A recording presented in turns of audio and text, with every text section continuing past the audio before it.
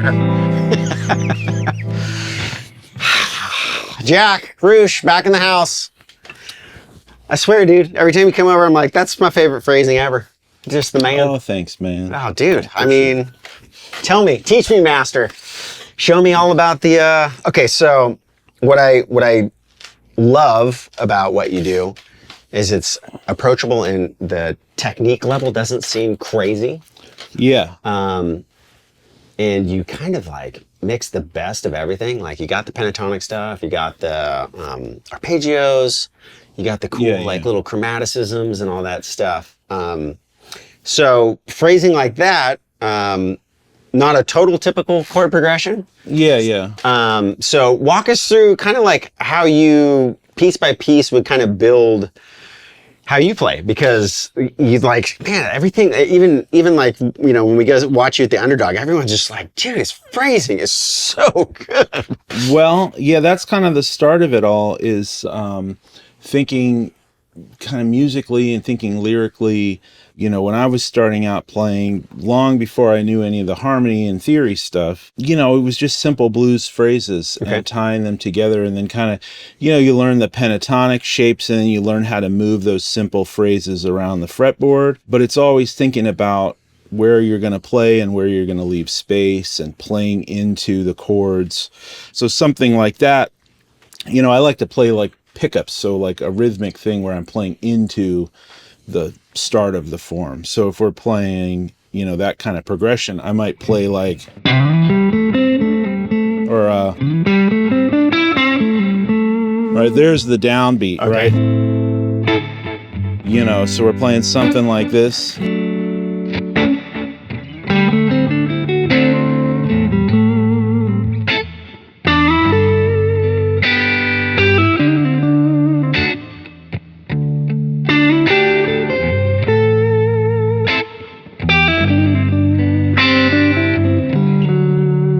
Right, and then just covering the changes from there. But yeah, thinking about the spaces and thinking about the phrasing, and it's the same. I mean, it kind of comes from listening to singers and listening to blues players. Really. Well, he's also a great singer too. I don't know if many people get a chance to see you sing on videos and stuff like that, but do you think a lot of your phrasing comes from being able to sing? Yeah, for sure. I mean, I sing a lot when I'm improvising too. Oh, like in that? Like out loud. No way. That all ties into it, and it's mainly just about knowing, being intentional about where you're leaving the space. Okay. It's just as important as being intentional with what notes you're going to play and where you're going to play phrases. Is like, okay, well, I'm going to say this, but then I'm going to stop and I'm going to think of the next thing to say. How do you start to develop that? I think a lot of people are afraid of leaving space. Like if they're not playing something, they're like, oh, there's, you know, it's like, it's alarming when you're not used to relaxing, you know? Well, it all ties into itself. It's like being intentional with what you're playing helps you to go, okay, this is what I want to play. This is what I want to say right here. And then when you get that right, it's easier to leave a little space because you go, okay, I liked what I played.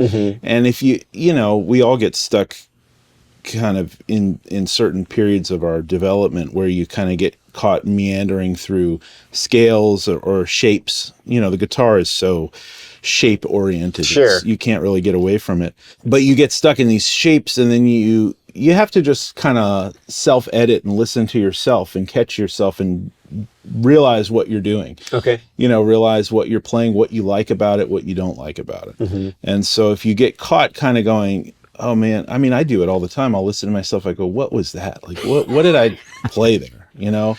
And so then when you're alone and you're practicing and you're working on stuff, you can kind of work that out and go, okay, how do I get away from that? Okay. But yeah, it's just simple phrases, you know. I mean, the pentatonic stuff, there's so many great little simple things just within those pentatonic shapes, just taking a few notes, you know, like you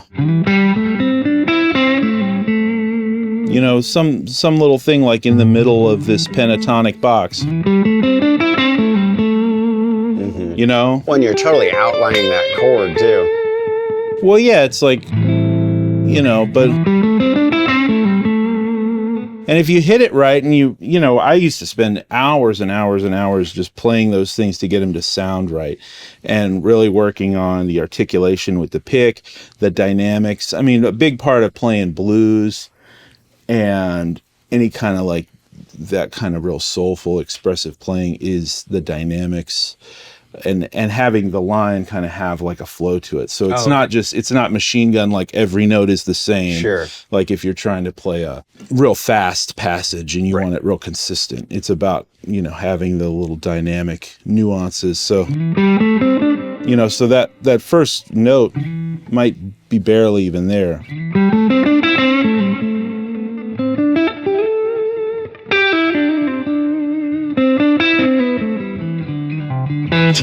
Wait, back up. That stuff's so cool, man. Like, what? Yeah, and just like different little embellishments. So, but like, you know, it's like, it's phrasing things that just come from, you know, thinking as you're playing, like how you want it to sound, how you want it to, the shape you want the line to take, you know. And I'll do like little things, like especially on a telly, where I'll like pop the string, you know. I'll grab it between the pick and my finger. Wow. So that gives you like another dynamic lift. And then just like how you're hitting it with the pick, you know, using the rounded edge to get a softer tone. Okay. Or then digging in to get a sharper tone.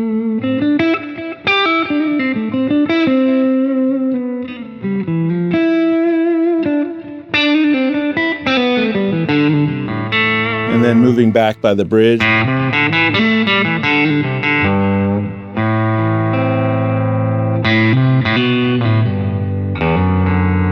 And then if you go down to the low strings, you know, going to the back pickup.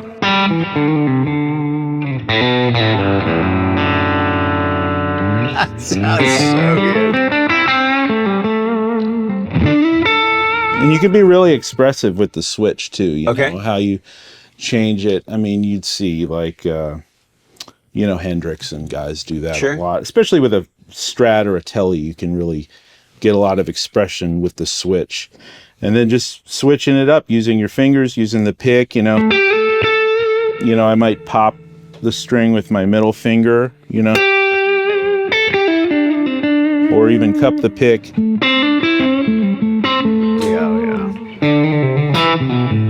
You know, you can get a lot of different expression, but a lot of that comes down to having a little bit of a cleaner sound. Okay. If you have a ton of gain or a ton of compression, you lose a little bit of that nuance and color in the lines. What if you played like a chord, just to show them like kind of the level of gain you have?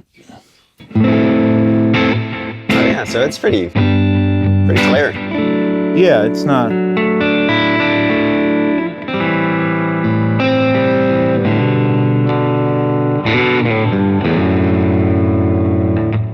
Okay, people are gonna ask what pickups are in there. These are throwback pickups. God, they sound really freaking good. Is there a specific? Do you know the model number? They're the 59 pickups. God, they sound fantastic. I just put them in this guitar. It sounds really good. Yeah.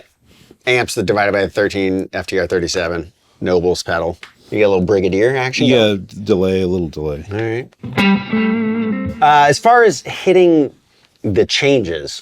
Yeah, so this chord progression is A minor, G major, D major. So in the first course that we did together, we talked all about chord progressions and like how to recognize what keys a chord progression is, or, you know, borrowed chords, things like that. And this is an example of that. So this is, I would think of this as in the key of A minor, and some people might think, well, that's C major, you know, it's kind of apples and oranges or whatever, you know, if I'm playing over this, I'm thinking I'm playing kind of A minor blues stuff. Well, that's why the home bass kind of sounds. Yeah, but the D major chord is not in the key of A minor, right? Okay. That's a borrowed chord.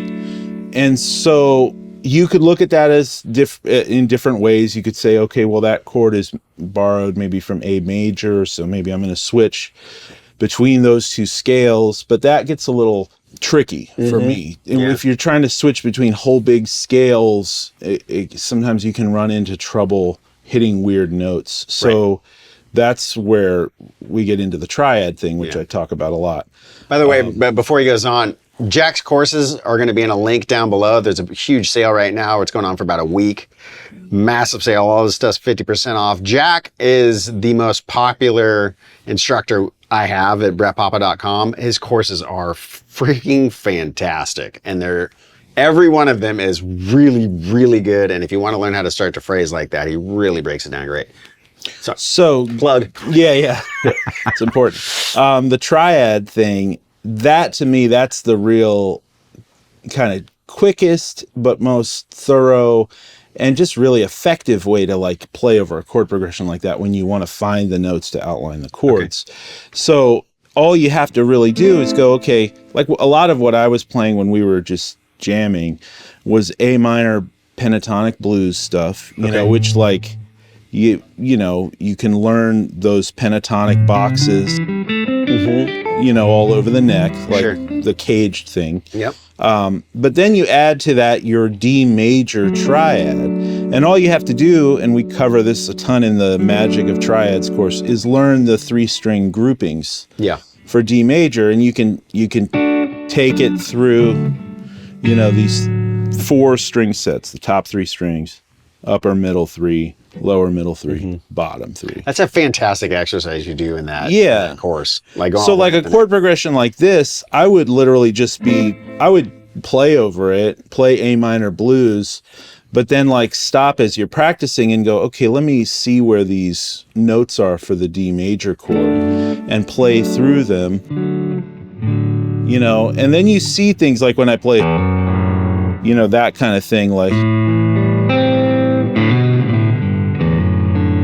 that's a D major triad with a 3rd in the bass, which you wouldn't necessarily think to play, but it's cool, you know? Back that up 1 second, because you do all these cool, like, half-step little, when you, that, yeah, like that little piece. Like, yeah, that's part of, like, a G major cowboy chord, but I'm just playing that, you know, the 3rd, the 5th, and the root of G major. But then you pull off, though, which is that cool, like... Yeah, and you could do that, like,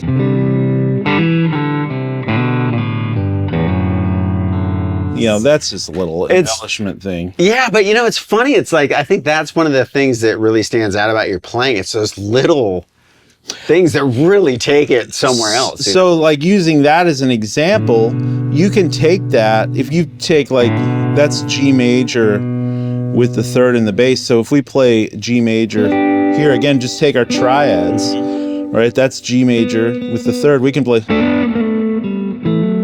you take the same thing.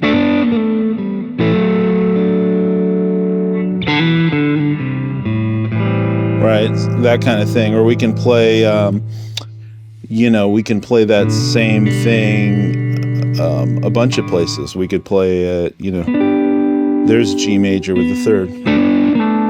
Yeah. Right, that sounds really nice. It's kind of Hendrixy, you know. You know, so then you could, there's A minor, G major, D major, you know, so.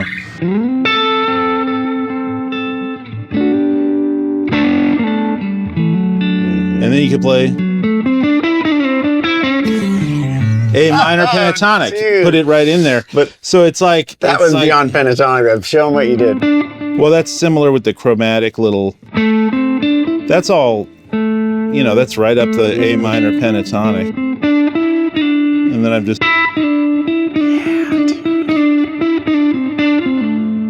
I'm kind of incorporating that note in there because that's in the D major chord, that F sharp note, because that kind of fits over the whole sound. Oh, dude. So and again, you can. Yeah, the pop. You know, I'll incorporate my index finger or middle finger in there.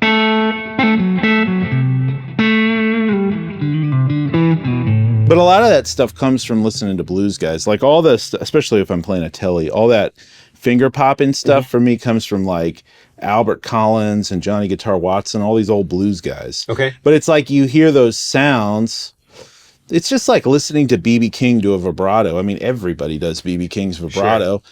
Sure. Angus Young does B.B. King's vibrato in heavy metal music. Right. You know, it's like you take these sounds and techniques from, you know, all these, those guys, especially the blues guys, were like the first guys to take electric guitars and really do something cool with it. Yeah. You know? So that's where a lot of that stuff comes from for me, is just those blues influences, and then just applying it to everything you're playing. You know? So over the D part, you did a really cool arpeggio. You did it a couple times when we were jamming. It was up. Yeah. It was more up here, but. Oh yeah. Well, yeah. So, well, we can just do. You can do these kinds of things if you take it on the top 3 strings. Like there's D major, D major, D major, D major. So what one thing you can do, I mean, there's so many ways to practice this. There's no one way. There's no like, this is the way to do it. Right. It's every way you can think of, practice it every way and look at it from every angle. Some people might think, oh, this chord progression, you would play the Dorian mode. That's not wrong. But that's one way to think of it. There's also, well, let me think of it just playing pentatonic blues over the whole thing. That's one way that could work. The way kind of I've taught a lot and think about a lot is sort of the blues plus chord tones. Okay. Especially with a chord that's a borrowed chord like this D major, because that's where you really want to address the chord, you know, it's got different notes in it. So that's where I would take sort of your minor pentatonic. So let's say we're playing out of this A. I mean, we could play that pentatonic box, you know, and then go, okay, where are my D major triads? There, I've got. See those triads as they kind of lay within that scale, because ultimately when I'm playing, I'm going to be like, I'm going to be playing licks out of that scale, sure. But I want to know when that chord comes. I want to know that where the chord tones are, right? So if I'm playing,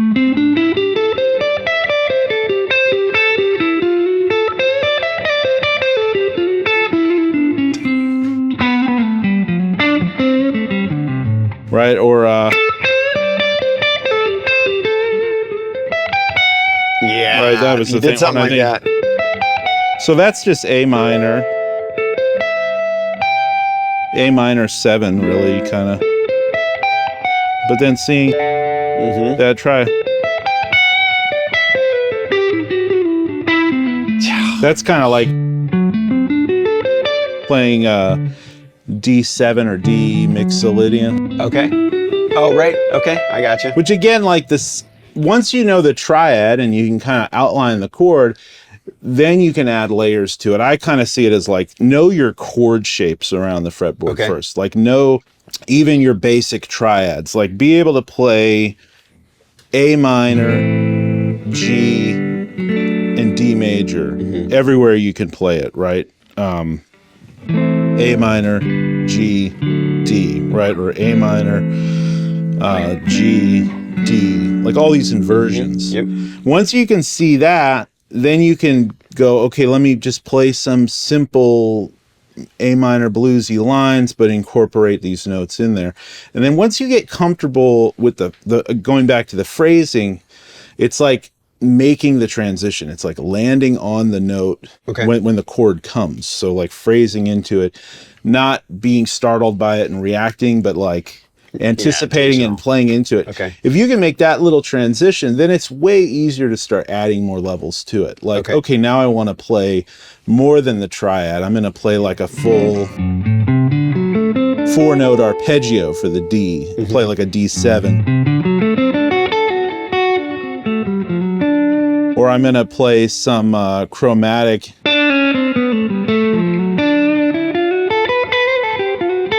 Or I'm going to play like Mixolydian.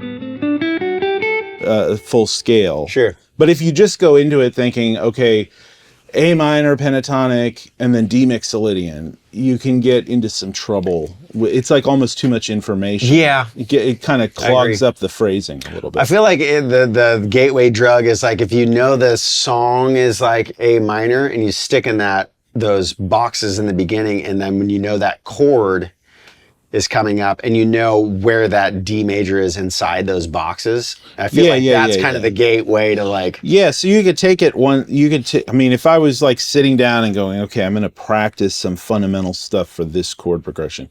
And again, like I talk about this so much in the courses, but practicing in the context of a song is everything. Everything, dude. Like taking a chord progression like this, looping it, or you know, jamming it with your buddy and having them play rhythm and you solo over it and going, this is what we're going to work on for a while, is so important, because then you can apply the fundamental stuff in a real practical way. Sure. But yeah, so you could go through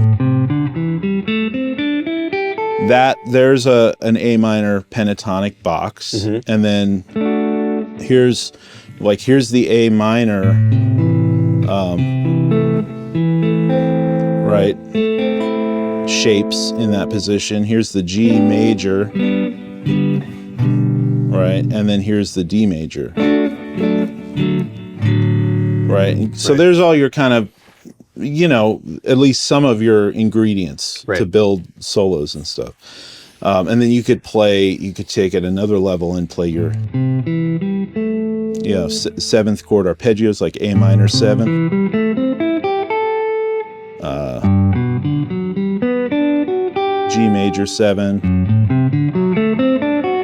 and D dominant 7. Okay. Right?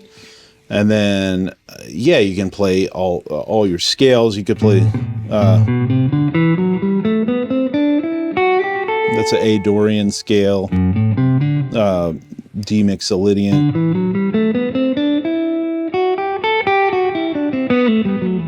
Right, so which is great, and he covers all of this in the courses. But the thing that really hammers it home is just how you use all that information. You know what I mean? To phrase in the way that you phrase, because it's when you watch it that's what it like. When I first saw you on Instagram, I was like, God, like that phrasing is so good. But it wasn't like because you can licks. It was like this is what he wanted to play.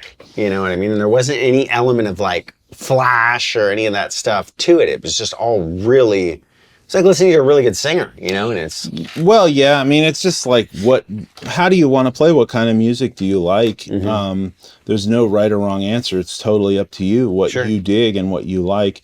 For me, you know, I like Ray Charles. I like listening to Aretha Franklin. I like listening to people like that. That's what I like. Yep. You know, I like that more than shreddy rock guitar or you know, or most things. I like listening to Chet Baker play the trumpet. You know, I like beautiful, melodic, soulful things. So that's just what I want to play, you know. That's all it really comes down to. But, you know, if you want to incorporate that stuff, listen to different types of music, and then, you know, just think about those kind of phrasing concepts and leaving the space in there. But yeah, there's so many things, little nuanced things. I think every player like that starts to find their own sound, you find your own little things. Yeah. And you start to lean into those things, like the unique things that you do. And hopefully, I mean, everybody when they start out copies other people. Yeah, you have to. It's like learning a language. Yeah. And at a certain point you go, okay, well, in my case, usually I would end up not being able to do it. You know, like I would listen to Albert King, or I'd listen to like Jeff Beck or Hendrix, and I'd be like, well, I can only get so far copying them. You know, if I could copy those guys exactly, I probably would. But eventually you get frustrated and you go, okay, I got to do something else. Right. Or if you do really emulate somebody else, eventually you have to go, okay, I have to find my own thing. And that's where a lot of these little nuances that happen with the right hand and the left hand, you know, because playing something like a lick like that, you could play a million different ways. If we're playing over that, you know, it's just those notes, but I might play, you know, little things that I just do that I like, that I've developed over the years. You know. Yeah, oh yeah.